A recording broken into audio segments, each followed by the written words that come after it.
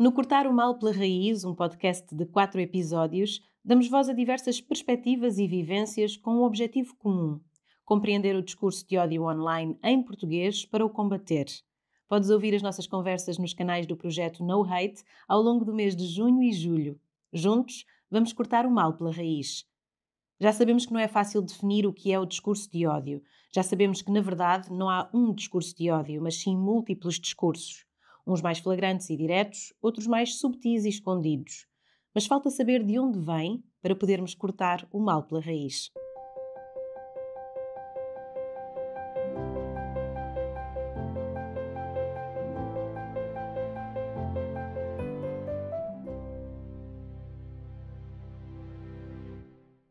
Olá, eu sou a Cláudia Semedo e neste terceiro episódio vamos olhar para as raízes do ódio, que são múltiplas e complexas. Hoje vamos falar sobre uma que tem estado a crescer: a amizade entre os discursos de ódio, a extrema-direita e o populismo em Portugal e no mundo. E para isso tenho comigo a Axana Rodrigues da Silva, socióloga e membro eleito da Assembleia Municipal da Amadora, e o Ricardo Cabral, jornalista que se tem dedicado a estudar, a investigar a extrema-direita. Bem-vinda, bem-vindo. No segundo episódio falámos um bocadinho sobre as muitas e diversificadas caras do ódio e hoje gostava de começar por uma pergunta que não foi alvo do estudo da No Hate, mas que tem sido muito debatida no atual contexto social e político europeu. Como é que podemos relacionar, ou se faz sentido sequer relacionar, o crescimento da extrema-direita e do populismo na Europa, no mundo, em Portugal, hum, e esta relação com o aumento dos discursos de ódio? Vêem uma relação direta? Acham que faz algum sentido esta ligação? Ricardo, Axana, quem quiser começar. Posso começar, antes de mais, obrigada pelo convite. Claro que sim, quando nós olhamos para aquilo que é a raiz da extrema-direita, nós vemos como é que a extrema-direita tem crescido pelo mundo. Se cingirmos a Europa, nós vemos como é que a mobilização de discurso de ódio, acho que é muito difícil nós definirmos o que é um discurso de ódio, mas tem a ver com a ofensa e à dignidade humana, não é? E quando nós percebemos em Portugal, se falamos do caso português, como é que a extrema-direita foi alcançando os resultados eleitorais, vemos a cavalgada que fez através de discursos de descriminalização e de desumanização de certos grupos sociais que são portugueses. Estou a falar, neste caso, da comunidade cigana, da forma que foi buscar velhas narrativas, sempre tiveram subjacentes da sociedade, mas de alguma forma, não digo que estavam adormecidos, mas era de alguma forma mais desenvergonhado. E foi buscar esse discurso para poder fazer a sua legitimação do ódio de alguma forma. E quando falo da comunidade cigana, falo das pessoas migrantes, das pessoas racializadas, que são alvo desses discursos sempre com narrativas de criminalização, ou só porque são criminosas ou porque são pessoas preguiçosas, ou seja, é um discurso bastante fácil, mas que tem uma ramificação muito mais longínqua, porque são velhos debates que nunca foram explorados como deve ser na sociedade. Sim, até porque depois toca no desconforto de muita gente, de um estrato social um pouco mais baixo, em que se fala desta questão de serem subsidiodependentes e de receberem do Estado sem fazerem nada. Porquê é que estes discursos colam tão facilmente com as pessoas? Eu acho que nunca discutimos realmente, se formos falar da composição étnico-racial da população portuguesa, nós nunca tivemos esse debate como deve de ser. Nunca fizemos um debate sério de nós percebermos que a população portuguesa não é aquela população tradicional branca que os grupos neonazis que estão-se a reorganizar novamente vão explorar da identidade nacional. As pessoas ciganas estão há mais de 5 séculos a viver na Península Ibérica, não é? E ainda são considerados como uma franja que não é portuguesa. Quando nós não temos estes debates sobre aquilo que é a nossa sociedade, é muito fácil que estes discursos de deslegitimação das pessoas cole bastante bem. Sim. Ricardo, volto a ti com a primeira pergunta. Sim. Não, eu antes de mais, obrigado pelo convite para estar aqui convosco. Eu, antes de mais, separaria extrema-direita e populismo, ou seja, ou não generalizaria. Há populismo de direita, sim. de esquerda, e, portanto, acho que é muito uma narrativa de equiparação entre polos políticos opostos, nomeadamente pelo centro político, pelos moderados, ou seja, o mesmo centro político que é responsável pelo caminho onde nós desembocamos, ou chegamos, não é? Pelo caminho que percorremos, mesmo a austeridade, desinvestimento no Estado Social, que são muitas raízes, desindustrialização, a perda de soberania, que são muitas raízes das causas da extrema-direita hoje em dia e no mundo, sobretudo na Europa. A extrema-direita viu no Chega, e isto é que é importante, ou seja, a extrema-direita de 74 até 2019 esteve sempre nas margens, tentou-se organizar, fez vários caminhos de pós-revolução, foi para a academia, entrou no PSD ou no CDS, simplesmente foram para casa, militantes, criaram revistas, criaram o PNR, os ERGT, que nunca se ingrou, tinha um discurso populista de direita, mas muito desfasado da realidade dos portugueses brancos, que é o seu público-alvo, o seu eleitorado-alvo. O Chega rompeu com isso pela primeira vez, e a verdade é que o discurso de ódio que ele usa é sempre o whistleblower, ou seja, vai esticando a corda até normalizar e até o cidadão branco português comum sentir legitimado e à vontade para propagar discurso de ódio, até porque a impunidade de graça, a maior parte das queixas, que são poucas, mas têm vindo a aumentar, acho mais por haver coragem, ou seja, este choque também faz com que as pessoas que são alvo de discurso de ódio também avancem. E há um incentivo maior também à denúncia. Mas o discurso de ódio sempre teve, e os casos de racismo sempre estiveram na sociedade. Vivemos numa sociedade estruturalmente racista e temos de o dizer. E o Chega usa muito isso, este esticar a corda. Um exemplo que aconteceu a semana passada, o caso da mãe das gêmeas. Sim. Ou seja, uma das narrativas do André Ventura no Parlamento foi: as filhas pediram a nacionalidade portuguesa meses antes para poderem aceder ao Serviço Nacional de Saúde, como se elas não tivessem direito a aceder ao Serviço Nacional de Saúde, tendo em conta que têm um pai português. E, portanto, e replicou a narrativa dos brasileiros virem para cá, roubar postos de trabalho, roubar os recursos ao Serviço Nacional de Saúde, com um caso mediático. E ninguém, dentro daquela sala, o questionou sobre isso, e mesmo depois. Mas foi um whistleblower que vai sempre esticando a corda. E um dos exemplos também, uma das consequências disso é, nós hoje vemos o André Ventura, em 2019, ele dizia qualquer coisa chocante, racista, e nós ficávamos escandalizados, conversávamos. Hoje em dia já dizemos, é o André Ventura. Ou seja, nós próprios... Há uma banalização. Há uma banalização. Nós próprios, que somos críticos da André Ventura e do Chega e das suas políticas e dos seus discursos, normalizamos. E as televisões, então, principalmente as televisões e a imprensa, normalizaram muito isso. E, portanto, e depois surgem estes pequenos grupos. Estes pequenos grupos sempre existiram. E se discordam do Chega em muita coisa, mas veem que é a oportunidade para finalmente furarem politicamente no Parlamento. E, portanto, todas as divergências que possam ter com o Chega aqui ou ali... Há um oportunismo que os leva... Porque estão a criar um caldo favorável para recrutarem nas escolas, nos locais de trabalho, nas ruas, ou seja, nas universidades também. E, portanto, o Chega faz essa função, ou seja, abre o caminho para outros grupos e para essa banalização. E de que forma é que os outros espectros políticos se demarcam ou se distinguem desta ligação em relação à extrema-direita e ao discurso de ódio? Eu acho que nós ainda não conseguimos... os outros grupos ainda não conseguiram arranjar uma estratégia, porque recuando a 2019, quando nós tínhamos as 3 deputadas negras, nós tivemos casos muito flagrantes daquilo que é a ofensa à dignidade humana e aquilo que é o discurso de ódio, aquilo que nós dizemos que é discurso de ódio. E que é facilmente identificável, sim. E foi o caso da Joacine. Eu acho que nenhum grupo eleito na Assembleia da República soube agir quando um deputado diz para outra deputada: vai para a tua terra, ou escreve coisas à porta do seu gabinete, quando ela queria falar de questões sobre a descolonização, aquela retórica fácil dos descobrimentos. E desde aí nós temos vindo, lá está, a banalizar aquilo que é o discurso do André Ventura.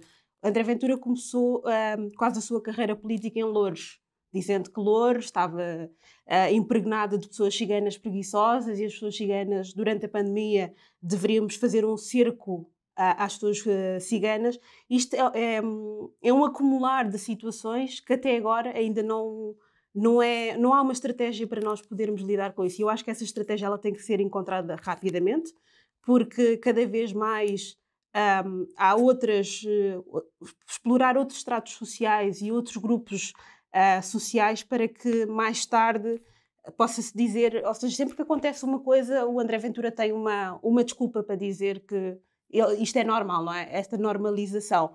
Sempre que há uma morte, uma tentativa, eu estou-me a lembrar agora da questão do Bruno Candé, que aquilo foi ódio racial, não é? Foi uma vítima mortal e toda a forma que se lida com a morte de uma pessoa, isso faz-nos pensar que sociedade é que nós estamos a viver, o que é que nós estamos a construir e de que forma é que nós, enquanto pessoas que lutam contra o racismo, a xenofobia, qualquer forma de discriminação, vai começar a lidar com isto e não pode ser uma via de normalização daquilo que é o discurso de ódio, mas sim de termos estratégias. Não sei se será criminal ou punitiva, mas tem que haver alguma forma de parar.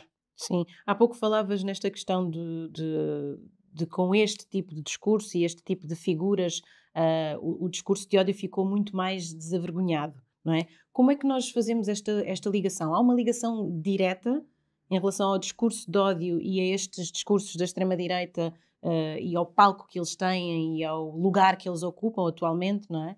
Há uma ligação direta? Vocês encontram uma ligação direta entre uma coisa e outra? Sim, ou seja, a ligação direta, vamos já ao Twitter do André Ventura e é discurso de ódio a todo momento. Obviamente que se alguém, como aconteceu com o Bruno Candé, assassinar uma pessoa racializada, André Ventura, a extrema-direita, podem sempre lavar as mãos, não temos nada a ver, etc. A não ser que a pessoa faça mesmo parte de algum grupo de extrema-direita violento. Há uma ligação direta e não é só apenas a extrema-direita. Nós também temos de falar, por exemplo, das redes sociais e dos algoritmos. Como se criou nos últimos anos um rabbit hole brutal, por exemplo, no YouTube e no Twitter, para viciar o utilizador nas redes sociais, sempre a dar mais conteúdo extremista e, portanto, essa experiência de começar a ver um conteúdo próximo de extrema-direita e ver as recomendações e como nos levam para lá, é muito engraçado nesse sentido, de experimentarmos nós próprios como é que funciona. E com o isolamento da pandemia, com a insegurança social que existiu em termos laborais, não é, afetivos e por aí fora, as redes sociais exponenciaram a imensa radicalização. Mas, por outro lado, também há uma coisa que o campo democrático não fez e que a extrema-direita anda a fazer há 10 anos nos Estados Unidos, ou há 30 anos, aliás, nos Estados Unidos, no Brasil há 10 anos e em Portugal a partir de 2019, que é criar todo um ecossistema de influencers, de youtubers, para disputar a hegemonia e que eles aprenderam muito com António Gramsci, com o marxista italiano, e portanto, disputar a hegemonia. Nós não temos essas ferramentas e portanto, nem temos muito essa estratégia, falta-nos muito essa estratégia, não apenas de políticas públicas, porque o que nós podemos prometer é mais Estado social, ou seja, com este colete de amarras da União Europeia, e agora as novas regras orçamentais ainda nos limitam mais, e a questão está muito do crescimento da extrema-direita está com as condições de vida, ou seja, os portugueses têm vindo a empobrecer consecutivamente, desde a guerra da Ucrânia ainda mais,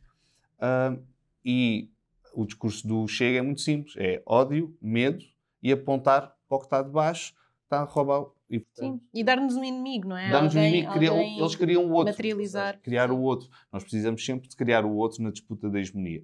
Ou é a elite, ou são os capitalistas, ou os grandes patrões, o que for. Eles criam nas minorias. Daí a falsa equivalência entre a extrema-esquerda e a extrema-direita, que o centro político usa muito, e nós, hoje em dia, já não estamos na ideia... Fala-se muito da ideia da polarização. Sim. Eu não vejo polarização nenhuma. O que eu vejo é radicalização à direita, porque a polarização exige dois campos políticos com força semelhante ou muito aproximada. O que estamos a ver é a deriva total à direita, para a extrema-direita, tal como aconteceu no Reino Unido, tal como aconteceu em França, em Espanha. E, portanto, a direita dita democrática ou conservadora capitulou totalmente à extrema-direita e este governo, por exemplo, também capitulou e nota-se claramente no seu discurso contra os desempregados e, portanto, a ideia da lei e da ordem. Sim. Portanto, essa ideia... E a verdade é, e nós já sabemos isso, a teoria já o mostrou, que o eleitorado gosta sempre mais do original do que da cópia. E, portanto, o que está a acontecer é a normalização. E esse é o primeiro passo da extrema-direita com o discurso de ódio. É banalizar, normalizar discursos, políticas, narrativas, que depois são apropriadas pelo centro-direita e, a partir daí, é bar aberto. Sim. E políticas e narrativas sem base factual, não é? Mas é difícil combater estas narrativas com contranarrativas carregadas de factos, porque há uma dificuldade em que as pessoas aceitem esses factos e pensem depois criticamente a partir daí. As redes sociais, obrigada Ricardo por teres trazido essa questão, as redes sociais também são uma forma de disseminação de ódio assim muito preferencial, até pelo anonimato que muitas vezes conseguem oferecer. É mais fácil identificar o discurso de ódio online? Eu acho que é igual, não é? Que a única diferença das redes sociais é que pode haver perfis falsos, não é? E facilmente há essa propagação na caixa de comentários sei lá, de repente há 100 comentários a espalhar ódio e nós vamos ver, são perfis falsos, não é? Há quase um exército, como dizia o Ricardo há bocado, um exército digital de influencers e pessoas que estão permanentemente à procura de forma de espalhar dedicadas ao ódio. Por exemplo, quando nós falamos das forças policiais, não há nada que se possa... Não há um salvo-conduto para essa discussão, não é? Quando falamos de violência policial, acho que isso tem que ser trazido sempre a esta conversa quando nós falamos do ódio, porque esta infiltração da extrema-direita nas forças policiais é uma questão desde os anos 90 que está a ser discutida. E até hoje nós ainda não conseguimos ter esse debate de perceber do quão urgente é a polícia não ter certas intervenções em certos territórios como se fosse para um campo de batalha, não é? Sim, nós conseguimos ver as intervenções na Cova da Moura, por exemplo, são de uma agressividade. E mesmo agora nas manifestações da extrema-direita, a forma como a polícia se posicionou e a forma como reagiu às pessoas que estavam a pedir a liberdade da Palestina em relação às pessoas que estavam a manifestar esses discursos criminosos, é muito questionável. Tardamos em ter esta conversa sobre Portugal enquanto um país estruturalmente racista, com instituições estruturalmente racistas e que discriminam estes grupos minoritários? Eu acho que sim, porque se nós estamos a dizer que estamos nos 50 anos do 25 de Abril, 50 anos acho que já é tempo suficiente para começar a fazer debates. Temos outros países que foram potências colonizadoras, o caso do Reino Unido, que já fez esse debate, ou iniciou pelo menos esse debate, e nós temos, de facto, quando nós vamos a instituições do Reino Unido, temos uma diversidade cultural bem diferente, por exemplo, nos atendimentos. Em Portugal isso não acontece. Em 2019 pareceu que foi um rasgo de alguma esperança ter 3 pessoas negras. 3 pessoas negras no universo de 200 e tal pessoas, acho que é muito pouco. Se formos falar de cargos ministeriais, é uma coisa reduzidíssima. E andamos assim de cenoura em cenoura a achar que estamos a ter avanços sem nunca os ter tido, não é? Quando temos no 10 de junho uma contra-manifestação da extrema-direita ou uma manifestação da extrema-direita novamente contra a islamização da Europa, sim, e nós vamos procurar, mas que islamização da Europa? Quem é que está a ser islamizado, não é? Todas estas coisas que vão ficando bastante fluídas na sociedade, dizer, também deixa estar porque também são os parvos. E andamos sempre de parvo em parvo até que certos grupos continuam pessoas a serem mortas. Temos o caso das pessoas migrantes que estão supostamente sempre em perigo porque são alvos fáceis identificáveis por estes grupos que facilmente vai nem bater à porta, arrumas a porta de casa para os agredir, não é? Quando a direita democrática acaba por absorver esse discurso e esse discurso anti-imigração, que temos imigração a mais, é muito fácil que a caixa de comentário se encha de dizer ok, eles é que têm razão. E se olharmos para os números dos migrantes que vivem em Portugal, são irrisórios, não é? Sim. Há pouco falaste, Oksana, da violência policial. Que outros amigos é que nós, à semelhança da extrema-direita, nesta disseminação do discurso de ódio, que outros parceiros é que vocês acham que são relevantes também falarmos aqui um bocadinho sobre, em relação que podem ajudar a disseminar e a fortalecer este discurso de ódio? As redes sociais, as empresas, ou seja, nós nunca...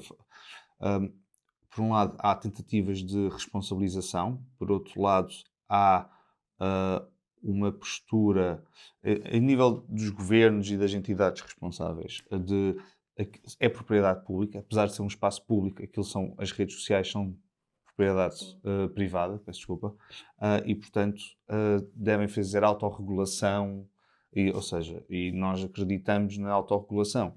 Por exemplo, e não é só o discurso de ódio, nós estamos aqui a falar da extrema-direita, mas as redes sociais, e só para nós termos uma noção bastante clara da força que têm. As redes sociais, para se expandirem, nomeadamente o Facebook, 2010, 2011, por aí fora, sobretudo em países com fraco rendimento per capita, nomeadamente na Ásia, fizeram acordos com operadoras em que quem um telemóvel naquela operadora tinha acesso ilimitado à internet desde que fosse apenas para usar o Facebook. E, portanto, em Myanmar, na Birmânia, os Rohingya, todo aquele massacre que houve, teve como antecipação meses e meses de discurso de ódio. E, portanto, daí ter havido linchamentos na praça pública, as operações do regime militar terem sido legitimadas pela população, e aqui foi massivo, ou seja, e o Facebook nunca foi responsabilizado por isso. Este é o exemplo mais agressivo, ou seja, depois temos o discurso mais limite, ou seja, um massacre mesmo, e portanto, nós nunca falamos da propriedade das redes sociais e deixamos sempre, resolvam vocês, sem saber, nós não sabemos como é que o algoritmo funciona. Sim. Até porque está sempre a ser alterado para optimizar a utilização, a eficácia, e para as pessoas ficarem cada vez mais tempo nas redes sociais. Depois passamos daí também para outras ramificações do problema, que é as pessoas receberem informação, sobretudo das redes sociais. Claro, o algoritmo está feito para viciar as pessoas e, portanto, sentirem que toda a informação que necessitam está lá. E, portanto, eu acho que é a questão do controle público das redes sociais, da legislação. Depois, acho também que a nossa reforma da justiça, ou seja, nós falamos muito da reforma da justiça, agora com as escutas e por aí fora, mas também com o Código Penal sobre o racismo, sobre o discurso de ódio. Precisa haver uma consequência. O acesso de quem denuncia e a proteção de quem denuncia atos de ódio, acho que também tem que estar mais... ser mais ágil. Mais consequente, sim. Sim, por exemplo. Algum parceiro destes discursos que queiras trazer também para a mesa, Oksana? Sim, falaste da questão do Facebook, eu acrescentaria o WhatsApp, porque se formos ver o caso do Brasil, quando foi a eleição do Bolsonaro, as carradas de mensagens falsas que circularam, que deram depois a vitória ao Bolsonaro, e claro, a questão da justiça eu acho que é a questão mais premente, porque nós temos 2 artigos super discriminatórios, o 250 do Código do Processo Penal, sim, que diz que qualquer pessoa pode ser identificada na rua, ou seja, as pessoas racializadas são alvo fácil de estar na rua a usufruir do seu espaço público e pode chegar a polícia e ter identificação porque há uma suspeita que pode recair sobre ela de ser ilegal. Não sei como é que alguém a usufruir do espaço público pode ser vista como a pessoa com alguma ilegalidade. E o 240 do Código Penal, que eu acho que é um artigo de facto que tem que ser pensado, não sei se será um artigo que será feito novamente, mas pelo menos revisto, ser revisto à semelhança do que aconteceu em outros países, se vamos ter um crime de injúria racial possamos ter criminalização do racismo, de que forma, não é? Tem que ter uma moldura penal adequada, não pode ser uma agravante, porque agora é visto como uma agravante. Tivemos na condenação do Alcine, do Bruno Candé, visto, ou seja, o Ministério Público faz a acusação, não é? Mas depois não há sustento na lei para poder fazer essa criminalização e condenação, sim. E como é que nós podemos lidar com estas ligações perigosas? Como é que nós podemos, falaste da regulamentação que é necessária, de que forma é que nós podemos lidar com estas ligações de forma a responsabilizar estes discursos? Assim muito rapidamente pensando, eu acho que acima de tudo Portugal tarda por se ver a ele próprio enquanto país, não é? E ver os territórios que ocupou também enquanto territórios que têm a sua liberdade e não uma tentativa de estarmos permanentemente a olhar como uma hierarquização social porque nós fomos os grandes colonizadores, porque isto vai sempre... Sim, há um paternalismo muito grande na um... forma como olhamos para Sim. países soberanos, não é? Sim, e que foram países que foram invadidos, e isso faz com que estas narrativas do discurso de ódio continuem sempre na sociedade, não é? E olhar para toda a gente como cidadã do país e não permanentemente como pessoas imigrantes, isso também ajuda de alguma forma que estes discursos de ódio não sejam cavalgados sempre que haja necessidade de grupos se legitimarem eleitoralmente. Estou a falar a nível eleitoral. Acho que poderá ser um primeiro passo. O primeiro passo é acabar ou limitar o máximo possível a impunidade e o sentimento de impunidade de quem pratica o discurso de ódio. Acho que aí tem de ser mão mais pesada, por assim dizer. Ou seja, as pessoas não podem sentir a impunidade que sentem. As vítimas têm de ser protegidas, que também não acontece. Acho que nós estamos a comemorar os 50 anos do 25 de Abril, mas a história da memória do 25 de Abril foi sempre muito fluida e foi sempre muito usada pelos detentores do poder em cada momento, neste caso o governo. Sempre foi a ideia de passar para a democracia. Sim. O 25 de Abril não começou em África, por exemplo, é uma narrativa que a direita cavaquista tentou sempre apagar muito. Agora, nos últimos anos... Só ultimamente é que se tem começado a falar nisso, é muito curioso. E a própria memória de Amílcar Cabral e o seu pensamento só agora é que tem ganho mais relevo. Portanto, acho que é desconstruir um pouco o 25 de Abril e a memória. Por exemplo, a justiça, as forças policiais nunca foram mexidas. Os mesmos juízes, tal como o Pacheco Pereira escreveu esta semana no Público, os mesmos juízes que julgavam os presos políticos continuaram a exercer como se nada tivesse acontecido. Sim. Ou seja, não houve uma reforma grande, houve mais nas Forças Armadas por terem sido atores ativos e pelo fim, e portanto, mas na justiça, nas forças policiais ou paramilitares como a GNR nunca houve isso. Então, redefinir essa memória acho que é importante, e acho que em termos de macro, eu acho que nós temos de atacar o cerne da questão que faz com que o ódio seja muito fértil. A intolerância, o desconhecimento, os preconceitos, com atividades nas escolas, com campanhas, por exemplo, e o meu medo e o foco muito nos jovens, porque com este avançar do discurso de ódio eu tenho medo que possamos perder toda uma geração para a extrema-direita, que se tem mostrado muito que fértil, se tem muito fértil, e o que pronto, vai dar-lhe crescimento, mas vai fazer outra coisa, vai renovar quadros, e vamos ter o problema da extrema-direita ainda durante... Vai perdurar.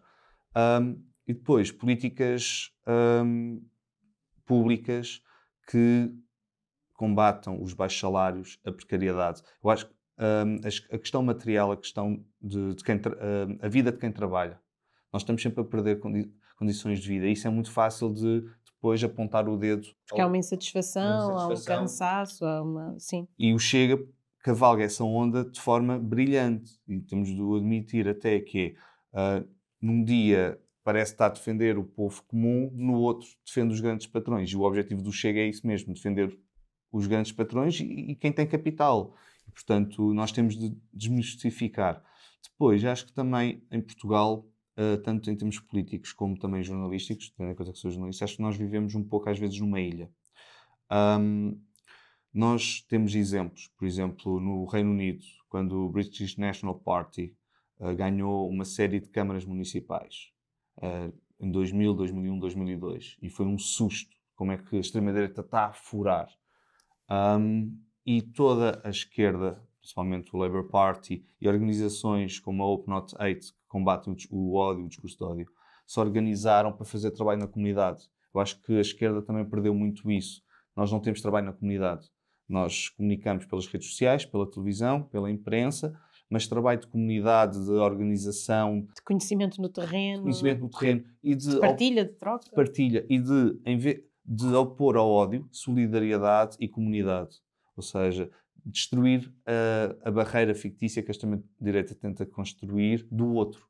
Ou seja, e acho que nós temos de voltar muito para o terreno nesse sentido, criar comunidade e solidariedade.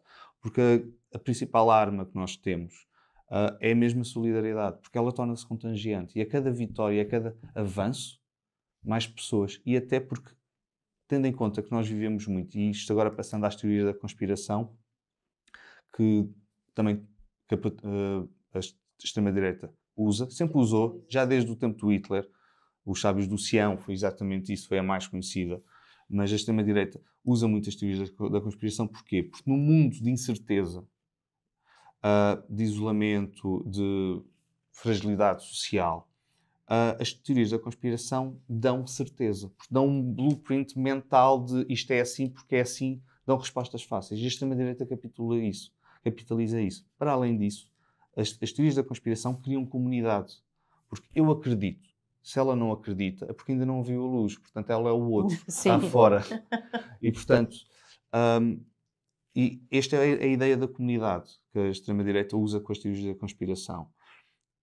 E a ideia da incerteza, de nós não conseguirmos imaginar um futuro. Ou seja, a maior parte dos jovens, quando é que eu vou ter uma casa? Quando é que eu posso poder escolher se quer ou não ter filhos? Nem é ter, é poder pensar se quer. Quando é que eu vou receber um salário digno? Ou seja, essa ideia de futuro. De estabilidade. Nós não temos. E, portanto, isso faz com que o medo, o ódio se imponha. E a ideia da comunidade rompe precisamente isso. Dá-nos um sentido e dá-nos uma prática política de convivência completamente diferente do que nós estamos. Porque o neoliberalismo, décadas e décadas de neoliberalismo, da promoção do individualismo, fizeram isso. Nós não conseguimos imaginar outro futuro. Mesmo na nossa comunidade mais pequena, não conseguimos. Os nossos laços, e com a pandemia isso acentuou-se ainda mais, nós não conseguimos imaginar formas de trabalhar em conjunto. E, portanto, a entrada na comunidade para mim é essencial e não tem de ser através dos partidos, longe disso. Acho que tem de ser através... As associações de bairro que eram essenciais e que em Lisboa muitas delas já desapareceram e por aí fora. Acho que é um trabalho de comunidade que deve ser... Ou até mesmo começar pelas juntas de freguesia, não é? Muitas vezes as pessoas querem ajudar, não sabem bem como. Se forem à junta de freguesia da sua freguesia, se calhar conseguem identificar uma série de coisas que podem fazer que lhes vai devolver esse lugar na comunidade, que também vai proporcionar esse conhecimento do outro que ajuda na altura de desmistificar estereótipos e preconceitos. Muito obrigada, Ricardo. Muito obrigada, Oksana. Diz-me com quem andas, dir-te-ei quem és. O discurso de ódio tem muitos amigos que o promovem, justificam, e o populismo e a extrema-direita são claramente alguns deles. Há muitos mais, não nos iludamos, sobre a complexidade das raízes que explicam o ódio. É importante conhecermos as suas múltiplas causas para o combatermos. No próximo e último episódio vamos falar sobre as diferentes estratégias de combate aos discursos de ódio. Já conhecemos alguns dos seus amigos, vamos conversar então sobre os seus inimigos. Cortem connosco o mal pela raiz.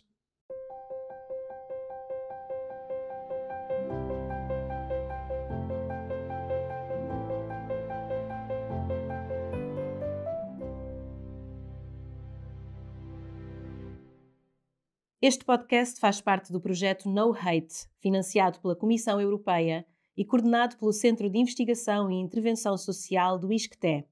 Do ISCTE contamos ainda com a colaboração do Centro de Investigação em Ciências da Informação, Tecnologias e Arquitetura. do Centro de Investigação e Estudos em Sociologia e da Business Research Unit.